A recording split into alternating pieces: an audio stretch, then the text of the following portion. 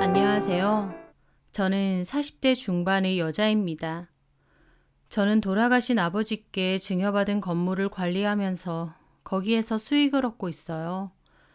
남들이 보기엔 알짜배기 건물을 갖고 여유로운 싱글 라이프를 즐기는 골드미스지만 저는 그때 당시 충족되지 않는 깊은 외로움을 겪고 있었습니다. 부모님이 일찍 다 돌아가셨고 형제도 없었던 저는 겉으로는 화려하고 부족함 없이 보이겠지만 마음 한구석에 공허함이나 쓸쓸함이 있었거든요. 더 젊었을 땐 좋았죠. 결혼을 안 했다 보니 시간적으로도 자유로워서 여행도 실컷 다니고 취미도 여러 가지를 가져보고요. 제가 생각해도 복받은 인생이다 싶으면서도 사람은 늘 자신한테 모자란 걸 찾게 되나 봐요. 아무도 없는 텅 빈 집으로 들어올 때, 길거리에서 하하호호 다니는 가족들을 볼 때, 가정을 꾸려서 안정적으로 사는 친구들을 볼 때면 왠지 모를 깊은 외로움이 느껴졌습니다. 하지만 남자에 관심이 없어서 별로 연애는 안 했어요. 더 젊을 때의 저에겐 남자보다 더 재밌는 게 가득했거든요. 배우고 싶은 것도 많고 해보고 싶은 것도 많고요. 그런데 40 초반이 넘어가면서 가정을 꾸리고 싶다는 생각이 점차 커지기 시작했습니다. 참 신기하게도 40 되기 전까진 괜찮았는데 40이 넘어가니 외로움이 부쩍 커지더라고요. 그래서 이제라도 괜찮은 사람 있으면 결혼을 해도 나쁘지 않겠다 생각을 했죠. 제가 한창 마음이 허할 때 그 남자를 만났습니다. 그 남자의 이름은 하민식이고 배드민턴 동호회에서 만나게 됐어요. 좀 활동적인 운동도 하고 새로운 사람들도 만나고 싶어 배드민턴 동호회에 가입하게 됐는데 막상 들어가 보니 제가 나이가 좀 많은 편이더라고요. 그런데 그 민식이라는 이름의 남자가 운동도 잘 알려주고 친절하게 다가왔습니다. 사실 본인도 이 동호회에 나온 지는 6개월 정도밖에 안 됐다고 하면서요. 그 남자는 저보다 5살이 어렸는데 제약회사 영업직으로 일을 한다더군요. 첫인상은 굉장히 좋았습니다. 제가 좀 귀엽고 웃는 게 예쁜 남자를 좋아하는데 그 남자가 딱 그랬거든요. 웃으면 눈이 반달 모양이 되는데 귀엽더라고요. 저보다 나이가 어리다 보니 더 귀엽게 느낀 것도 있고요. 어쨌든 그 남자와 친하게 잘 지냈어요. 그리고 그 남자도 저한테 적극적으로 다가오더라고요. 연락도 늘 먼저 하고 운동 후에 회식을 할 땐 꼭 제 옆에 앉아서 이것저것 챙겨주기도 하고요. 한 번은 제가 술을 좀 많이 먹고 어지러웠는데 직접 대리운전 불러서 제 차에 함께 타고 저를 집까지 데려다 주기도 했습니다. 제가 술에 취해서 걱정된다면서요. 그런 행동들이 뭔가 설레기도 하고 보호받는다는 느낌이 들어 좋더라고요. 그렇게 저희는 동호회 외에도 따로 연락을 했고 사적으로 만나게 되었습니다. 남자는 저에게 굉장히 잘했어요. 연하다 보니 귀여운 느낌도 있었지만 또 어쩔 땐 오빠 같고 어른스러운 모습도 있었습니다. 또 말 같은 건 엄청 다정하게 잘하고요. 그때는 참 괜찮은 남자라고 생각했어요. 게다가 자기가 월급이 많은 건 아니지만 그래도 매달 월급의 10%는 기부도 한다고 했습니다. 그런 게 하나하나 참 좋아 보이더라고요. 저도 종종 기부를 하는데 남친도 같은 마인드를 갖고 있다고 생각하니 더 좋고요. 그땐 정말 저와 천생연분이라 생각했어요. 하나부터 10까지 잘 맞았거든요. 저는 남친에게 푹 빠질 수밖에 없었습니다. 물론 지금 생각해보니 나이만 많지 연애 경험이 별로 없는 저를 그 여우 같은 인간이 작정하고 꼬신 거지만요. 어쨌든 저희는 좋은 만남을 이어갔는데 남자가 자기 엄마와 여동생을 저에게 소개해 준다더군요. 엄마는 이혼한 지 좀 되셨고 아버지랑은 교류가 없다고 했습니다.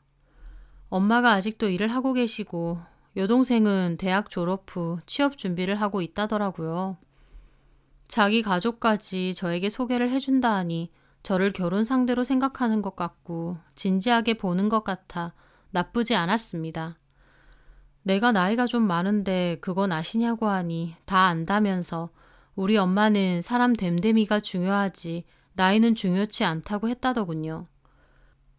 그렇게 남친의 어머님과 여동생도 만나게 되었어요. 어머님은 수더분한 인상이셨어요.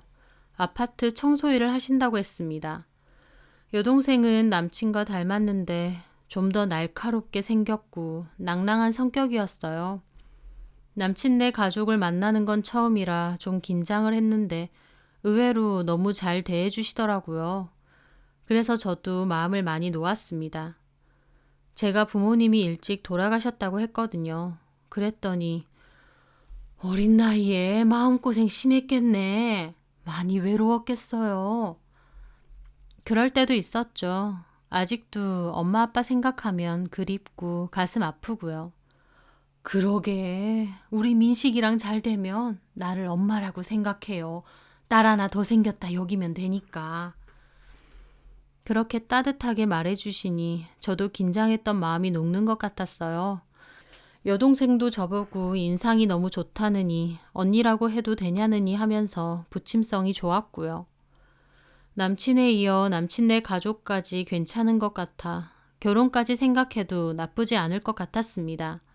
저도 오랫동안 혼자 지냈다 보니 가족이 너무 갖고 싶기도 했고요. 그렇게 짧은 연애 끝에 결혼 얘기가 나오게 되었어요. 그런데 남친 하는 소리가 사실 집안 형편이 별로 좋지 못해서 내가 버는 거 다 우리 집 생활비로 썼거든. 그래서 결혼 준비할 돈이 따로 없어. 남친이 그 말을 미안한 얼굴로 할 때 저는 괜찮다고 좀 더 여유 있는 쪽이 하면 된다고 말했습니다. 그 말은 진심이었어요. 제가 돈이 없는 것도 아니고 사랑하는 사람과 새 인생을 시작하는데 그까짓 돈 누가 내면 어떻느냐고 생각했거든요. 그래서 집이며 혼수며 제가 다 했어요. 사람 됨됨이가 가장 중요한 거라 여겼고 그때까지 남친을 철석같이 믿었으니까요. 결혼 후 남편이 되고 나서도 저에게 여전히 잘했습니다.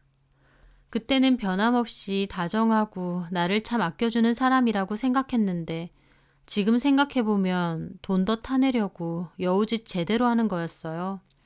그리고 그 집 식구들 너무 대놓고 호구 잡은 티를 내더군요. 먼저 어머님은 일을 그만두셨어요. 마른 허리 디스크가 도져서 도저히 이젠 일을 못하겠다는데 공교롭게 저를 며느리로 들이시자마자 그렇게 됐습니다. 근데 허리 아프시다면서 그때부턴 친구들과 놀러 다니시고 파크 골프 다니시고 저는 어머님이 병원 가는 걸 본 적이 없네요. 40대 한창인 저보다도 더 팔팔하게 다니셨으니까요. 신우는 취업이 안 된다며 뒤늦게 미용을 배우겠다고 학원비를 내달라 했습니다.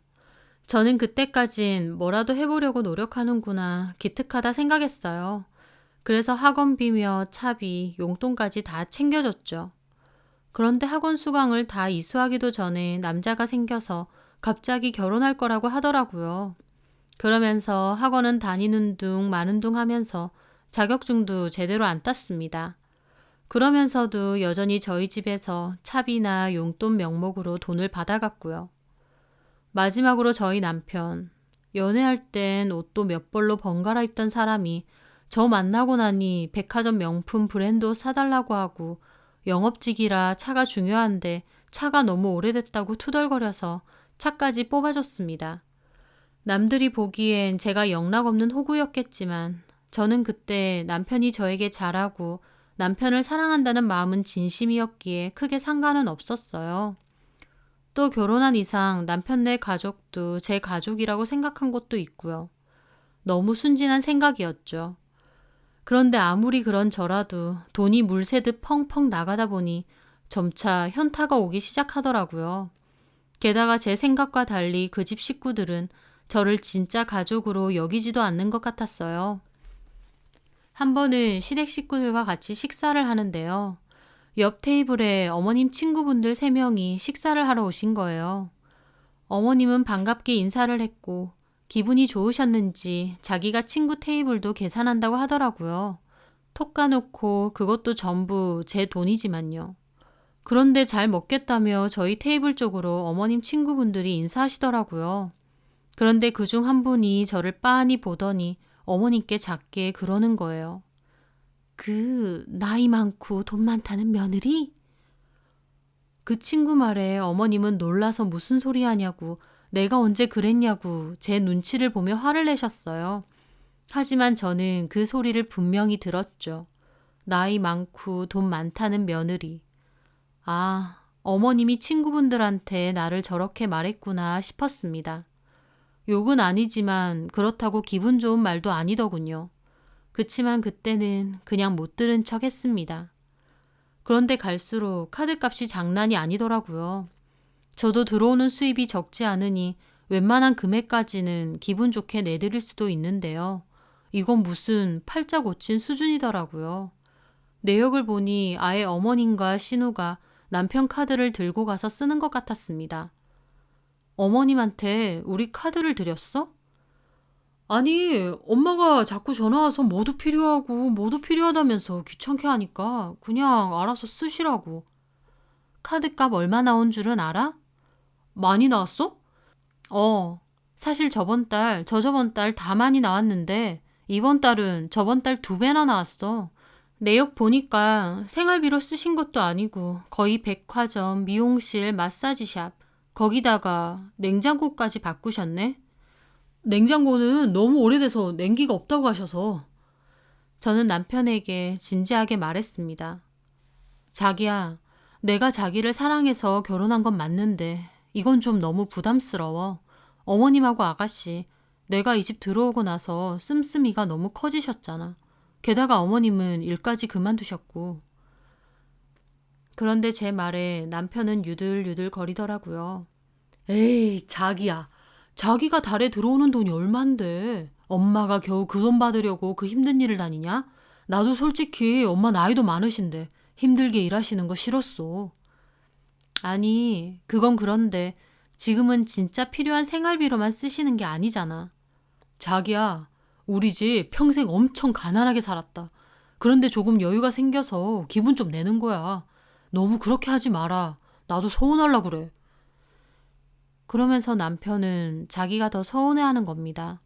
기가 막혔지만 그때까진 참았습니다. 그래, 조금 기분 내시는 거 정도는 이해하자 라면서요. 저도 결혼 전에 남편이 자기 집에 생활비 대줘야 된다고 했을 때 어느 정도는 예상을 했거든요. 그래서 여태까지 쓴 건 알겠다면서, 하지만 앞으로도 이렇게 쓰시는 건 안 된다고 카드도 다시 받아오라고 했습니다. 남편은 알겠다고 했고 그 후에는 생활비 정도로만 쓰더라고요.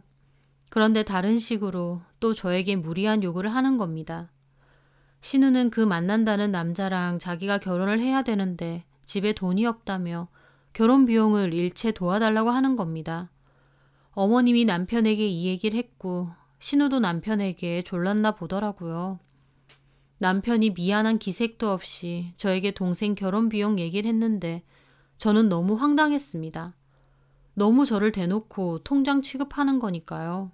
신우 결혼하는 비용까지 당연하다는 듯 달라고 하다니, 게다가 결혼 비용이라는 게 금액이 적은 편도 아니었고요.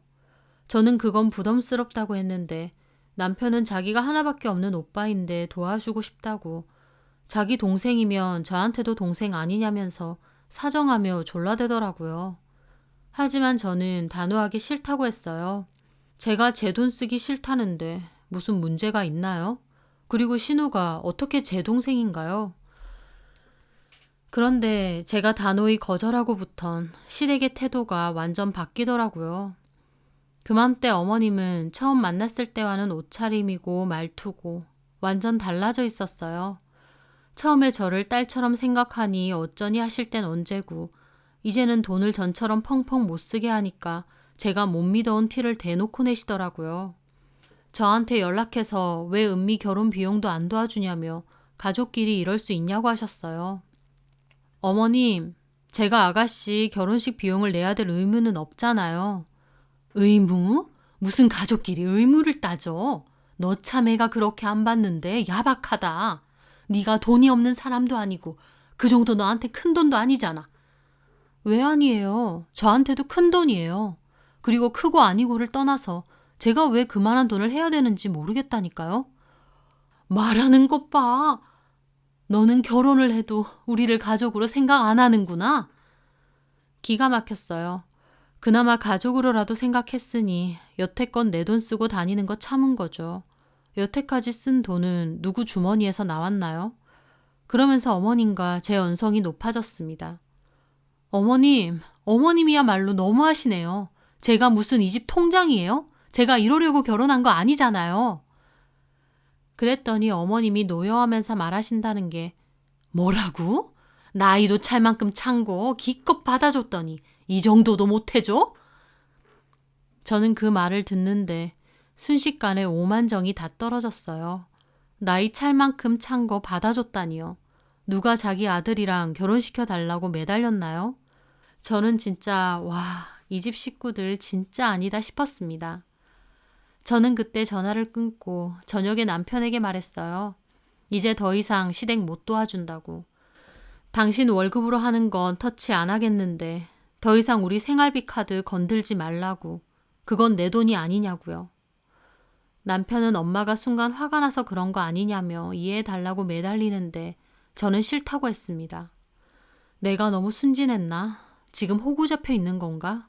그런 물음표가 머릿속에 수도 없이 생길 무렵이었어요.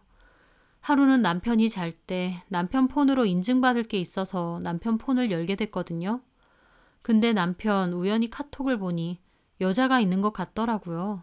더 놀라운 건 한 명도 아니고 2명이요. 카톡 사진을 눌러보니 둘 다 저보다는 한참 어린 여자들이었습니다. 얼마나 기가 막히던지. 사람 하나 보고 결혼했는데 제 앞에선 그렇게 잘하는 척 해대고 뒤에선 2명이랑 바람까지 피고 있다니요. 배신감이라는 말로도 부족했습니다. 진짜 저를 호구 통장 취급한 거나 다름없잖아요. 얼마나 분노로 치를 떨었는지 모릅니다. 하지만 저를 더 기막히게 만드는 일은 따로 있었어요. 제가 남편 외도 사실에 대한 증거를 몽땅 모으려고 남편 폰을 본격적으로 뒤져보려고 했거든요. 가장 먼저 들어간 것이 통화 녹음 파일 목록이었어요. 남편이 전에 자기는 통화 내역을 상시 녹음으로 설정해 놓는다고 했었거든요. 전에 영업직을 했다 보니 기억해야 될 일이 많아서 그렇게 한다면서요. 거기서 하나씩 들어보는데 제 예상처럼 바람핀 여자들과의 대화도 다 있더라고요. 저는 그것도 저장을 해놓았는데 정작 저를 뒤집게 만든 건 어머님과의 통화였어요. 카드도 마음대로 못 쓰게 하고 이제 은미 결혼 비용도 못 대준다고 하대? 아 그러게 엄마나 은미나 왜 그렇게 미친 듯이 써대요. 적당히 쓰라고 했잖아. 아니 돈 많은 며느리 들였는데 그 정도도 못 쓰냐? 걔 돈 많은 거 말고 뭐 있냐? 그거 하나 보고 결혼하라 했는데 돈 쓰는 거 가지고도 이렇게 할 것 같으면 내가 뭐하러 나이 많고 키 작고 부모도 없는 그런 애랑 결혼하라 그래. 하여튼 엄마나 은미나 적당히를 몰라. 내가 뭘 했어요. 적당히 써야 오래오래 뽑아먹는다고 했잖아. 나는 걔가 통이 그렇게 작을지 몰랐다. 그렇게 알짜배기 건물에서 매달 세 받으면서 그 돈이 아깝대? 더럽고 치사하다. 어머님은 제가 카드 생활비로만 쓰라고 한 걸로 완전 언성을 높이시더라고요. 저는 눈물이 날 정도로 화가 나더라고요. 그렇게 울분을 참으며 그 대화를 마저 들었습니다. 좀 기다려봐 엄마. 내가 사업 잘 되면 엄마 전처럼 쓸 수 있게 해줄게. 좀 기다려봐 엄마. 내가 사업 잘 되면 엄마 전처럼 쓸 수 있게 해줄게. 너 가게 잘 준비하고 있는 거야? 아, 그럼 내가 회사까지 그만두고 준비하고 있잖아. 지금 안에 들어갈 설비 알아보고 있어. 거기 새 들어있는 사람이 다음 달까지거든. 그 사람 나가면 바로 나도 착수할 거야. 진짜 어이상실이더군요. 남편은 회사 사정이 너무 안 좋아졌다고 자기 사업을 하고 싶다며 계속 졸라댔고 결국 제 건물에 세를 빼기로 한 곳에서 가게를 열어주기로 했습니다. 걔 그것도 안 해준다 어쩐다 안 그래? 에이, 내가 어련히 알아서 잘 꼬드길까. 내 손바닥 안에 있다니까. 부모도 없고 정도 못 마른 애라서 내가 적당히 잘 꼬드기면 해달라는 대로 해줘. 근데 엄마랑 은미가 너무 대놓고 그러니까 눈치 깠잖아. 야, 그러지 말고 그참에 이렇게 건물이며 너네 사는 집 명의를 너로 바꿀 수는 없니? 돈 쓰는 거 더럽고 치사해서 안 되겠어. 무슨 방법 없을까? 나도 그렇게 하고 싶은데 그게 쉬운 일도 아니고 나도 어떻게 해야 되나 생각을 하고 있어. 그 대화를 듣는 저는 역겨움에 토악질이 나오려고 했습니다. 이것들이 그냥 저를 등쳐먹는 수준이 아니라 완전 마음먹고 저를 사기치려고 하더라고요. 이런 것들을 그래도 가족이라고 믿고 마음 주고 카드값 내주고 내가 뭐에 씌어도 단단히 씌었구나 싶으면서도 정신이 확 들었습니다. 저는 그 대화와 내연녀들의 통화 내용도 다 저장을 했습니다. 그리고 결심했어요. 내가 갈라서도 저것들 시궁창에 다 빠뜨리고 갈라설 거라고. 저는 그 후 먼저 내연녀들에게 전화를 걸었습니다. 네가 만나는 하민식이라는 남자 와이프고 너네랑 내연관계인 거 다 안다. 증거도 다 있고 나는 이혼할 거고 가지고 싶으면 맘대로 가지는데 너네도 상간소송 당할 건 생각해라고 했더니 한 명은 자기도 속은 거라고 남편한테 도리어 자기가 소송 걸 거라고 난리치고 나머지 더 어린 여자애도 유부남인지 꿈에도 몰랐다며 죄송하다면서 잠수 타더라고요. 특히 첫 번째 여자는 남편이 유부남이라고 말하니 본인이 더 흥분하며 길길이 날뛰길래 일단 알겠다고 내가 연락하면 꼭 받으라고 아니면 상간소송 진행할 거라고 하고 끊었습니다. 그 후 저는 남편에겐 당분간 당신 차를 좀 쓰겠다고 했어요. 평소에도 한 번씩 차를 바꿔 탔기 때문에 남편은 별 의심 없이 차 키를 주더군요. 그리고 나서 남편 없는 틈에 남편이 타고 다니던 차는 아는 딜러분에게 말해 중고로 처분했습니다. 직접 와서 갖고 가시라고 하고 시세보다 훨씬 저렴하게 내놓기로 했죠. 그리고 나선 남편 앞으로 되어 있는 카드도 다 정지시켜버렸습니다. 남편은 그때 사업한답시고 이미 일도 그만둔 상태이기 때문에 자기 월급 하나 없이 제 카드로만 생활했었거든요. 시댁도 마찬가지고요. 카드를 다 정지시키자 남편한테 전화가 오더라고요. 카드가 안 된다고. 혹시 정지시켰냐고요. 이제 필요 없어서 정지했어. 왜? 왜 필요가 없어? 그럼 나는? 당신은 뭐? 알아서 해. 왜 이래 갑자기? 바람 피고 다니고 자기 엄마랑 작당해서 내 명의 뺏을 생각이 나는 남자한테 내가 카드 쓰게 냅둬야 돼? 말이 안 되잖아. 제 말에 남편은 일순간 조용하더니 그 후에는 무슨 말 하는 거냐고 펄쩍 뛰고 난리가 났어요. 다 알고 있어. 한 명도 아니고 2명하고 바람났더만. 이름도 말해줄까? 참 대단해. 당신이 적당히 잘 꼬드기면 내가 해달라는 대로 다 해주니까 사람을 아주 제대로 물러봤나 봐. 나 더 이상은 그렇게 안 당하려고.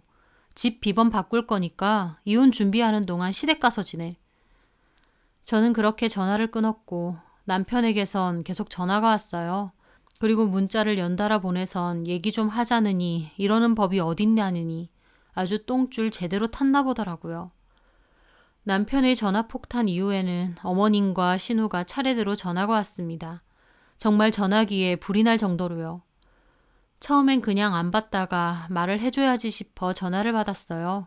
그랬더니 민식이한테 얘기 들었다. 너 어떻게 이럴 수가 있니?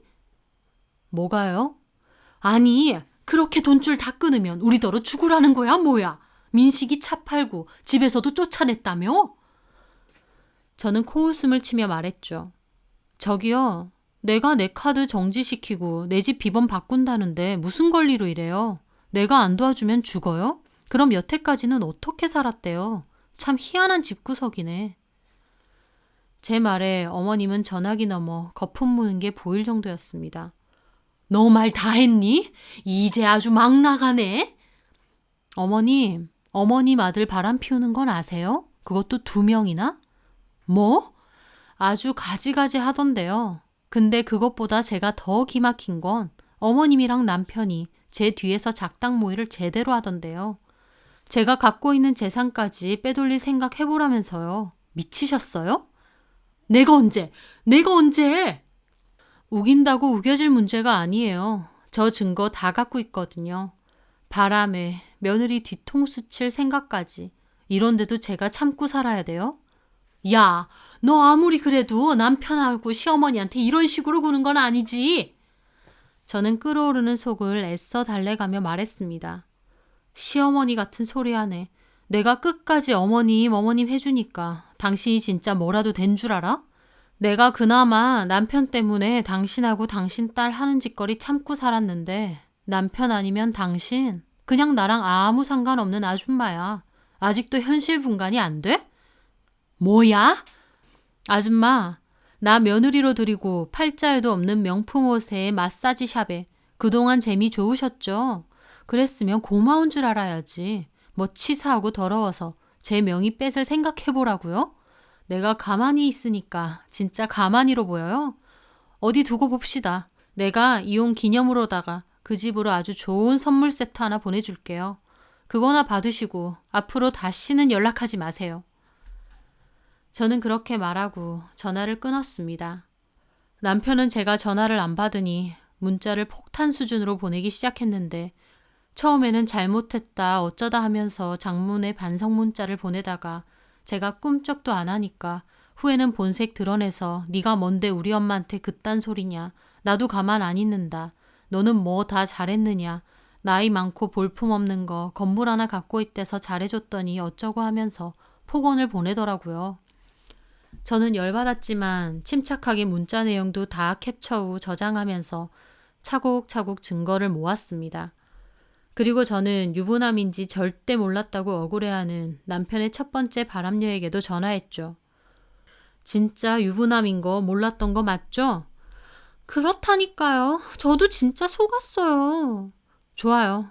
그러면 소송하세요. 소송 비용은 일체 내가 내줄 테니까 본인은 소송만 진행하세요. 소송이요? 네, 민사소송이요. 변호사에게 그전 상담에서 미리 물어보니 혼인빙자 간음죄는 이미 폐지가 되었지만 기혼 사실을 숨긴 채 성관계까지 갔으면 민사로 손해배상 청구를 할 수 있다고 하더군요. 여자는 소송이라고 하니 좀 망설이는 듯 했는데 제가 확실하게 하지 않으면 당신한테도 상간소송할 수밖에 없다고 했습니다. 본인도 처음 전화했을 땐 남편한테 소송 걸고 싶을 정도로 억울하다고 했거든요. 제 말에 그 여자도 자기도 억울하다고 소송 진행할 테니 본인한테는 상간소송 이런 거 하지 말라고 했습니다. 저는 알겠으니 남편이 기혼인 줄 몰랐다는 것에 대한 증거를 찾아오라고 그리고 같이 변호사 사무실 가자고 했습니다.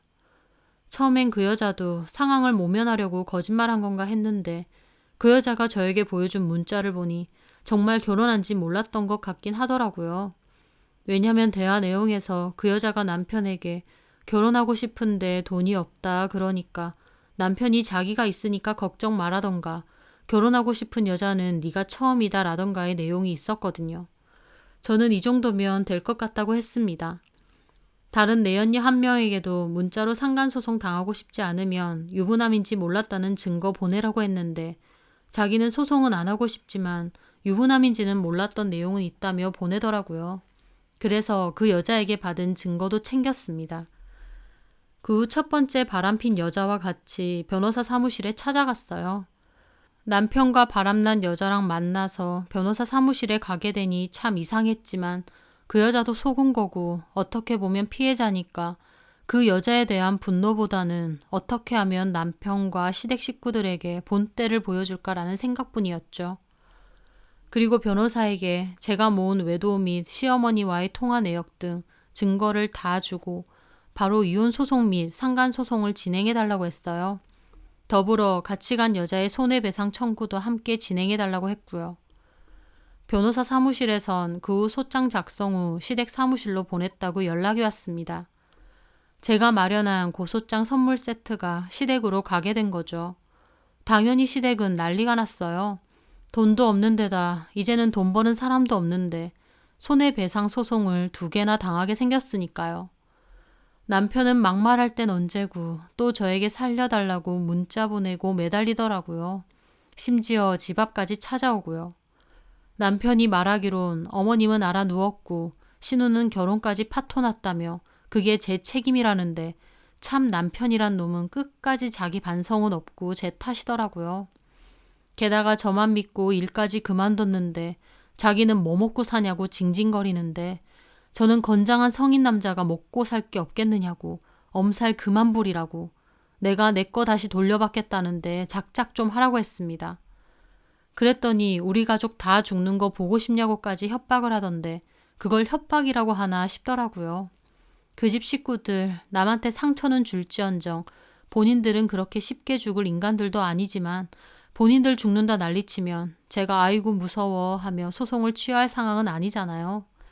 뻔뻔하면서도 머리까지 나쁜 모양이더라고요. 저도 이미 독이 오를 대로 올랐기 때문에 오히려 이 정도로만 하는 걸 고맙게 생각하라고 했어요. 나를 통장으로만 여기고 어떻게 하면 내 돈 더 빼먹을 궁리만 하다가 나중에는 내 명의까지 뺏을 생각하던데 막말로 니네가 내 재산 뺏으려고 해코지 안 하리란 법이 어딨느냐고 생각 같아선 진짜 뼈도 못 추리게 해주고 싶은데 이 정도만 하고 끝내주는 걸 다행으로 여기라고 했습니다. 그렇게 이혼 소송과 손해배상 소송을 진행하게 됐고 증거가 너무 명백한 데다 남편은 변호사 구할 돈도 없다고 변론까지 포기했기 때문에 쉽게 저의 승소로 결정되었습니다. 남편이 저 가만 안 둔다고 협박하길래 협박한 내용도 다 저장해놨다고 협박죄로 콩밥 먹고 싶냐고 했더니 더 이상 연락은 없더라고요. 남편은 위자료 낼 돈 없다고 버텨서 현재 연체되면서 이자만 차곡차곡 쌓이는 중입니다. 이혼 후 원래 살던 집은 남편이 자꾸 찾아오고 협박하는 바람에 처분하고 집까지 옮겼고요. 그렇게 다시 저 혼자의 삶이 시작됐는데 그런 일을 겪고 나니 저 혼자만의 자유가 얼마나 행복한지 알겠더라고요. 배고프다고 아무거나 먹지 말라는 말이 있듯 저는 그때 외롭다는 이유로 너무 쉽게 결혼을 했던 것 같습니다. 물론 남편이 작정하고 저를 꼬시려고 한 것도 있지만 제가 좀 더 객관적으로 따지고 이 남자가 정말 평생의 반려자가 될 수 있는지 신중하게 생각해 봤었다면 결혼까지는 다시 생각해 볼 수도 있었거든요. 결국 저는 외로움 때문에 결혼을 했지만 결혼을 하고 보니 더 절실하게 제가 혼자라는 사실을 깨닫게 된 것입니다. 이제라도 안 이상 좀 더 내 스스로를 지키기 위해 두 눈 부릅뜨고 살 생각입니다. 그때 남편과 어머님의 대화를 들었을 때 억장이 무너졌는데 지금 생각해보면 그때 실체를 다 알게 된 게 천만다행인 것 같기도 하고요. 앞으로는 내 마음의 외로움을 달래려고 함부로 누군가에게 의지하지 않고 제 스스로 마음을 다독이는 법을 익히며 살아가려 합니다. 기나긴 제 사연 들어주셔서 감사합니다.